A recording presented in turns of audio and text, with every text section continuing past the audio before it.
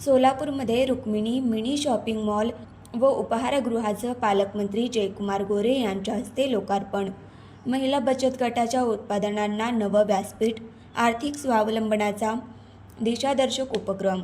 सोलापूर जिल्हा उमेद स्वयंसहाय्यता गटाच्या महिला उद्योजकांनी तयार केलेल्या उत्पादनांचे पॅकेजिंग आणि ब्रँडिंग करण्यासाठी उभारण्यात आलेल्या रुक्मिणी मिनी शॉपिंग मॉल व उपाहारगृह या अभिनव उपक्रमाचं पालकमंत्री जयकुमार गोरे यांच्या हस्ते सोलापूर येथे लोकार्पण करण्यात आलं. याप्रसंगी माजी मंत्री आणि आमदार सुभाषबापू देशमुख, जिल्हा परिषद प्रमुख कार्यकारी अधिकारी कुलदीप जंगम, अतिरिक्त मुख्य कार्यकारी अधिकारी संदीप कोहिनकर तसेच उमेद स्वयंसहाय्यता बचत गटाचे महिला भगिनी आणि अनेक मान्यवर उपस्थित होते. या उपक्रमाच्या माध्यमातून महिला बचत गटाच्या हातातून तयार होणाऱ्या गुणवत्तापूर्ण उत्पादनांना हक्काचं व्यासपीठ उपलब्ध झालं आहे.